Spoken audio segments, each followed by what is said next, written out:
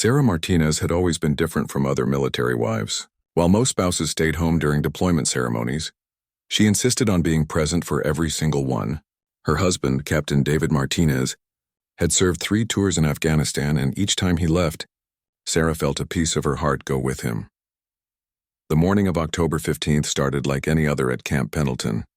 The California sun cast long shadows across the parade ground as 500 Marines prepared for their deployment ceremony.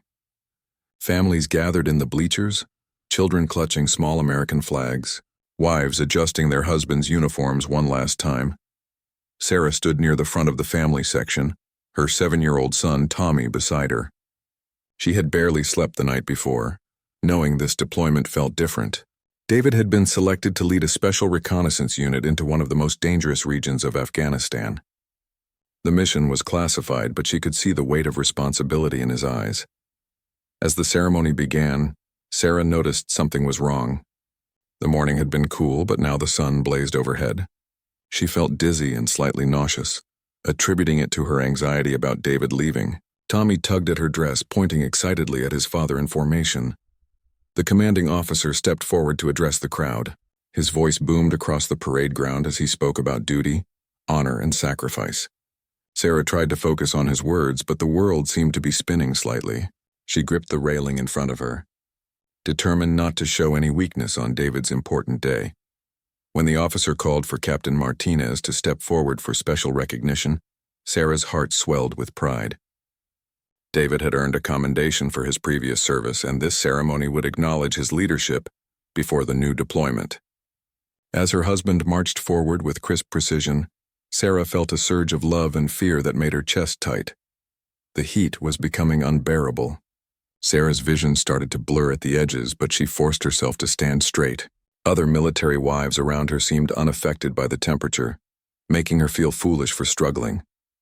She had attended dozens of these ceremonies without incident. Tommy looked up at his mother with concern. Even at 7 years old, he could sense something was wrong. Sarah gave him what she hoped was a reassuring smile and squeezed his hand. She would not collapse during her husband's moment of honor. She would not embarrass him in front of his men. The commanding officer's voice continued to echo across the parade ground, but Sarah could barely make out the words. Her palms were sweating, and she felt as though she might vomit. The faces of the other families around her seemed to blur together. She closed her eyes for a moment, hoping the feeling would pass. When she opened them again, David was looking directly at her from his position in formation. Even from that distance, she could see concern in his eyes. He knew her better than anyone and could always tell when something was wrong. Sarah forced herself to straighten up and smile, not wanting to distract him from this important moment. The ceremony was reaching its climax. Soon, the Marines would board their transport vehicles and begin their journey to Afghanistan.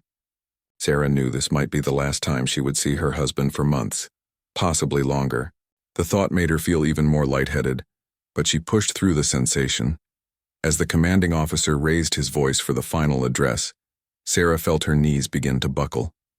The world tilted dangerously, and she realized she was about to faint. In that split second, her only thought was protecting Tommy from the fall that was coming. The moment Sarah felt herself falling, every instinct screamed at her to protect Tommy. Instead of reaching out to break her own fall, she wrapped her arms around her son and twisted her body to shield him from impact. The concrete steps of the bleachers rushed up to meet her as consciousness slipped away. Tommy felt his mother's arms tighten around him just as she collapsed. The 7-year-old boy found himself cushioned by his mother's body as they both tumbled down 3 concrete steps. Sarah's back and shoulders took the full force of the impact. Her unconscious form curled protectively around her child. The sound of the fall cut through the commanding officer's speech like a gunshot. Heads turned throughout the crowd as people realized what had happened. Tommy, though shaken and scared, was completely uninjured thanks to his mother's protective embrace. He crawled out from beneath Sarah's still form and began shaking her shoulder. "Mommy, wake up! Mommy, please wake up!" Tommy's voice cracked with fear as he tried to rouse his unconscious mother. Her face was pale and a small trickle of blood ran from where her head had struck the concrete. David Martinez broke formation without permission the moment he saw his wife fall. Military protocol demanded he remain in position during the ceremony, but nothing could keep him from reaching his family. He sprinted across the parade ground, his dress blues a blur of navy and gold as he covered the distance in seconds. The other military families in the immediate area rushed to help. Mrs. Patterson, a veteran military wife whose husband was also deploying, knelt beside Sarah and checked for a pulse. She had basic first aid training from years of military life and quickly assessed the situation. "Someone call for medical assistance," she shouted to the crowd. Several people immediately pulled out their phones, while others formed a protective circle around the fallen woman and her frightened son. David reached the scene just as the base medics arrived with their equipment. His face was a mask of controlled panic as he knelt beside his wife, taking her hand in his. Sarah's breathing was shallow but steady, and the medics quickly began their assessment. "Sir, we need you to step back so we can work," the lead medic said gently but firmly. David reluctantly moved aside, scooping Tommy into his arms. The little boy buried his face in his father's shoulder, tears streaming down his cheeks. The commanding officer had halted the ceremony and was speaking quietly with his subordinates about how to proceed. 500 Marines stood at attention, waiting for orders while their comrade dealt with a family emergency. The air was thick with tension and concern. As the medics worked to stabilize Sarah, more details of what had happened became clear. Witnesses described how she had deliberately twisted her body to protect Tommy during the fall, absorbing the full impact herself. Her maternal instincts had overridden her self-preservation in that critical moment. Sarah's eyes fluttered open, just as the medics were preparing to transport her to the base hospital. She was disoriented and confused, but her first words were about Tommy. "Is my son okay? Did I hurt him?" David squeezed her hand tightly. "He's fine, sweetheart. You saved him. Tommy doesn't have a scratch on him because of what you did." The medics explained that Sarah likely fainted due to a combination of heat, stress, and low blood sugar. The fall had resulted in a concussion and several bruises, but nothing life-threatening. However, they wanted to take her to the hospital for a complete evaluation. As they loaded Sarah onto a stretcher, the reality of the situation hit David. He was supposed to deploy in less than 2 hours, but his wife was injured and his son was traumatized. The mission briefing had made it clear that this deployment was critical, but his family needed him now. The commanding officer approached David with a grave expression. They both understood the weight of the decision that lay ahead. Colonel Richardson had served in the Marines for 28 years, and he had never faced a more difficult decision. Standing beside the ambulance as medics prepared to transport Sarah Martinez, he looked into the eyes of one of his finest officers. Captain David Martinez was torn between duty to his country and devotion to his family. "Sir, I need to go with them," David said quietly, his voice steady despite the turmoil in his heart. "My wife is injured and my son needs me right now." The colonel understood the impossible position David was in. The reconnaissance mission required exceptional leadership, and David had been specifically selected for his expertise. Delaying the deployment could compromise the safety of hundreds of soldiers already in theater. Yet asking a man to abandon his injured wife seemed equally wrong. "Captain, I won't lie to you. This mission is critical and we need you. But I also understand that your family comes first right now." The colonel paused, watching as Tommy clung to his father's uniform. "Take whatever time you need at the hospital. We'll reassess the situation once we know your wife's condition." David nodded gratefully, but both men knew the weight of the decision.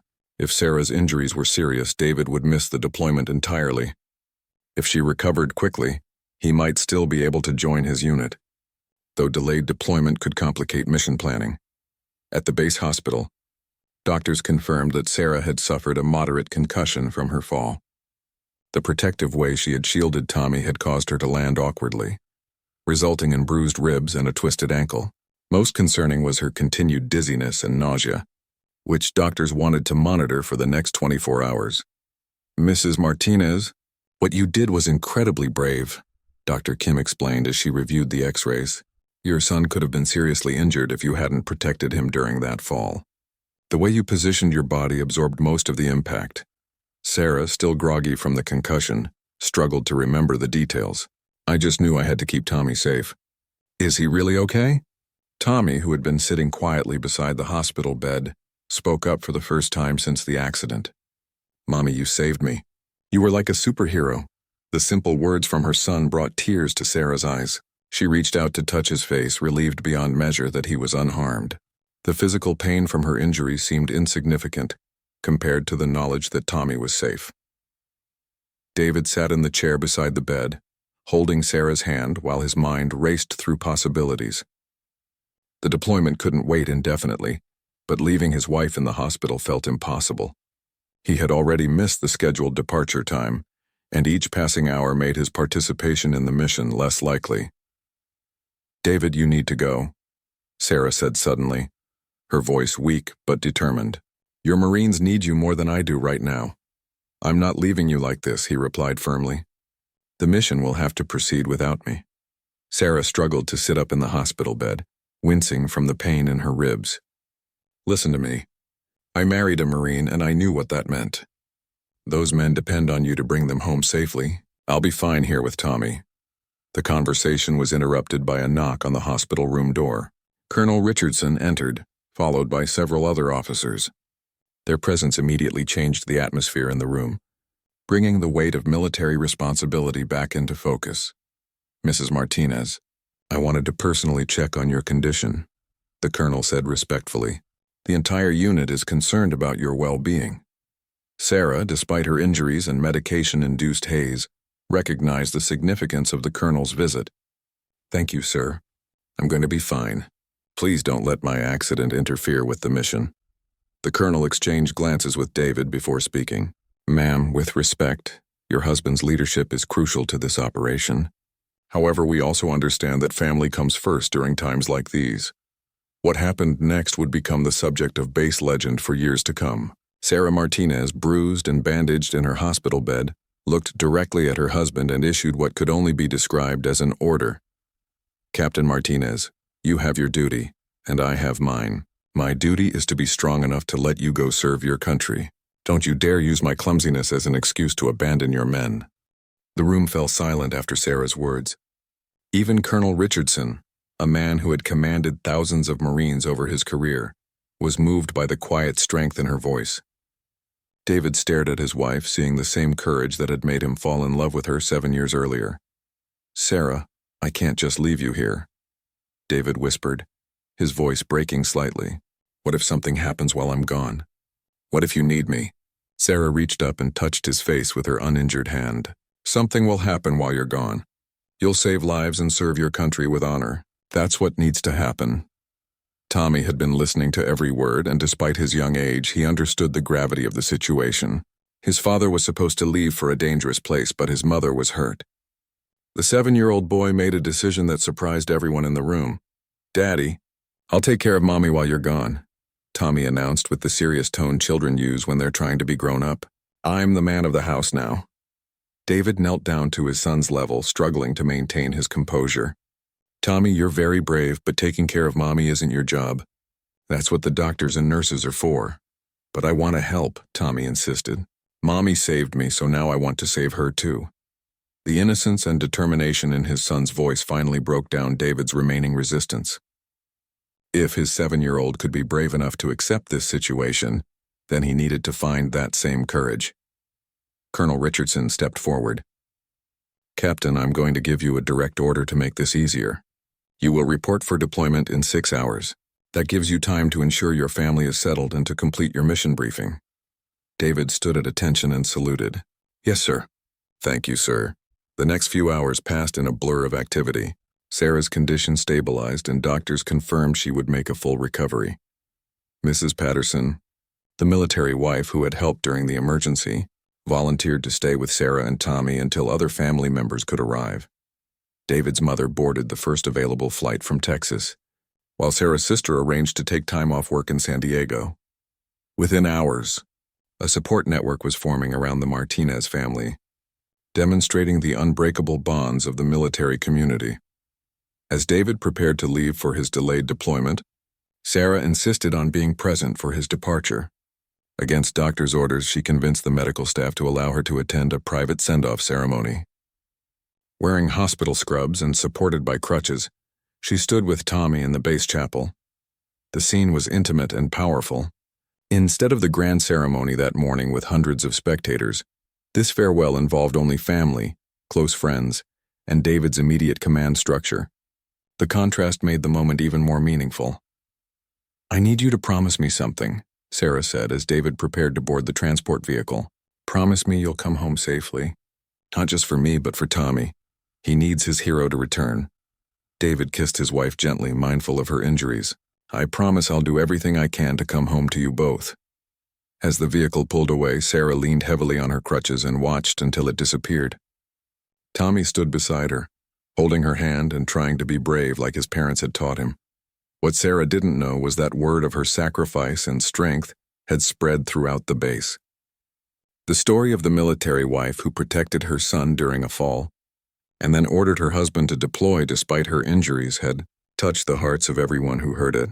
The 500 Marines who had witnessed the original incident were particularly moved. Many of them had wives and children of their own, and they recognized the extraordinary courage Sarah had displayed. They began talking among themselves about how to honor her bravery. By the time Sarah was discharged from the hospital 2 days later, plans were already in motion for something unprecedented in base history. 3 weeks after David's deployment, Sarah was slowly recovering from her injuries. The concussion symptoms had mostly subsided, though she still experienced occasional headaches. Her bruised ribs ached when she moved too quickly, but she was determined to maintain normalcy for Tommy's sake. The base community had rallied around the Martinez family in ways Sarah never expected. Neighbors brought meals daily, other military wives helped with errands, and Tommy received so much attention from honorary uncles in uniform that he barely missed his father. The outpouring of support was overwhelming and humbling. Mrs. Patterson had become particularly close to Sarah during the recovery period.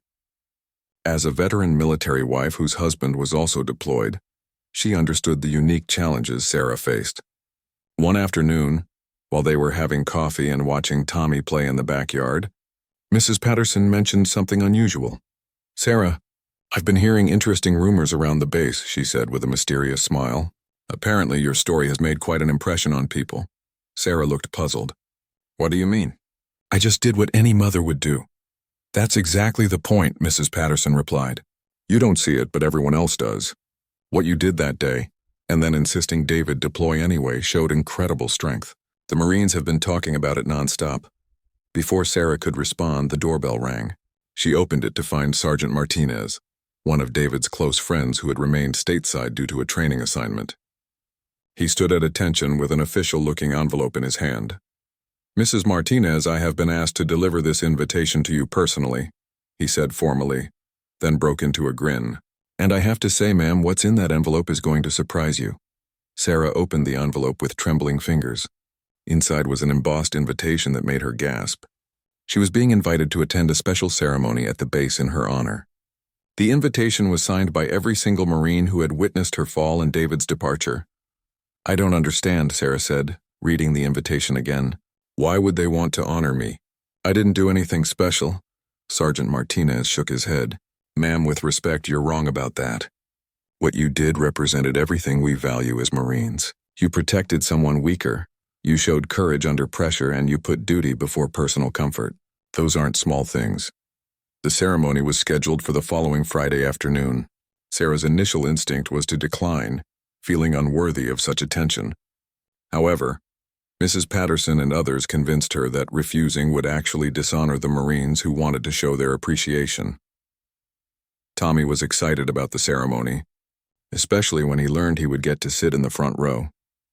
He had been telling everyone who would listen about how his mommy was a hero, and now the Marines agreed with him. As Friday approached, Sarah became increasingly nervous. She had no idea what to expect from the ceremony and worried about being the center of attention. Her injuries were healing well, but she still moved carefully and tired easily. On the morning of the ceremony, Sarah received an unexpected phone call. It was David calling from Afghanistan on a satellite phone. The connection was scratchy, but his voice came through clearly. "Sarah, I heard about the ceremony today. I'm so proud of you, and I wish I could be there." "I still don't understand why they're doing this," Sarah replied. "I just protected our son.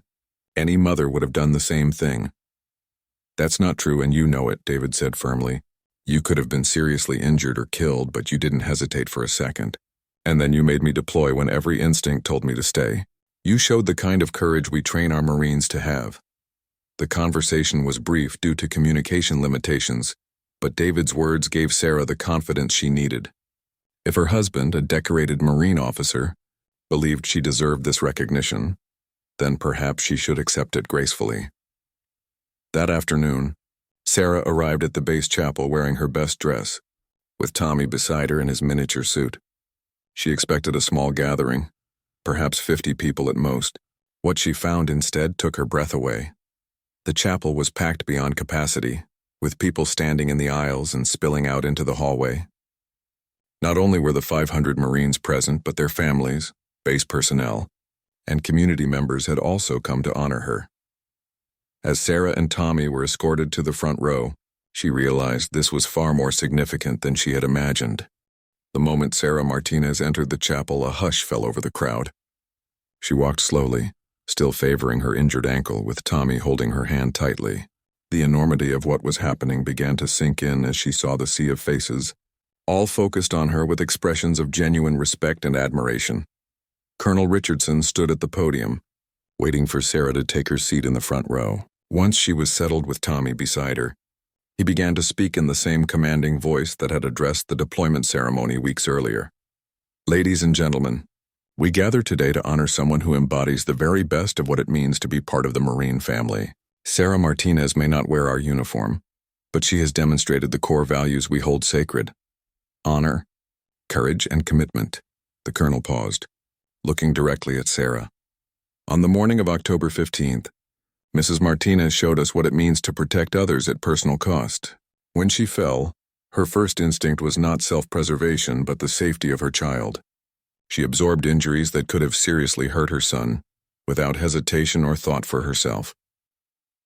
Tommy squeezed his mother's hand as he heard his story being told to the assembled crowd. Sarah felt tears beginning to form in her eyes, still overwhelmed by the attention and the colonel's words.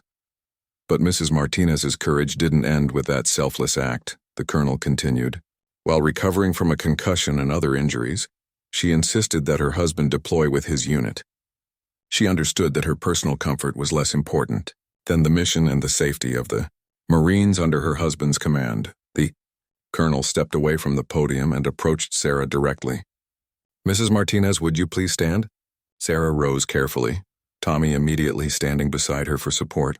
As she faced the crowd, she saw hundreds of people looking back at her with expressions of genuine appreciation. The silence in the chapel was profound. "It is my honor," the colonel announced, "to present you with the Civilian Recognition Award for exceptional courage and service to the Marine Corps community." As he pinned the medal to Sarah's dress, something extraordinary happened. Starting from the back of the chapel, Marines began to rise to their feet. The movement spread like a wave through the crowd, until all 500 Marines were standing at attention in silent salute to a civilian who had earned their deepest respect. The standing ovation that followed was unlike anything Sarah had ever experienced. The applause was thunderous but respectful, filled with genuine emotion rather than mere politeness. Many of the Marines had tears in their eyes as they clapped, thinking of their own wives and children. Tommy looked up at his mother with pure pride. At 7 years old, he didn't fully understand the significance of what was happening, but he knew his mommy was being honored by the bravest people he knew. That was enough for him to understand that what she had done was truly special. When the applause finally died down, Sarah was invited to speak. She approached the podium on unsteady legs, still processing the overwhelming display of respect she had just witnessed. "I don't have a speech prepared," she began, her voice shaky with emotion. "I never expected anything like this. When I fell that day, I was just being a mother. When I told David to deploy, I was just being a Marine wife. I did what I thought was right, nothing more." She paused, looking out at the sea of faces. "But standing here today, seeing all of you, I understand something I didn't before. We're all part of something bigger than ourselves. Every sacrifice, every moment of courage, every act of putting others first contributes to something meaningful." Sarah's voice grew stronger as she continued. "My husband and all of your loved ones who are deployed right now are serving our country with honor. We who remain have our own duty to be strong, to support each other and to show that their sacrifice is appreciated and supported." She looked down at Tommy, then back at the crowd.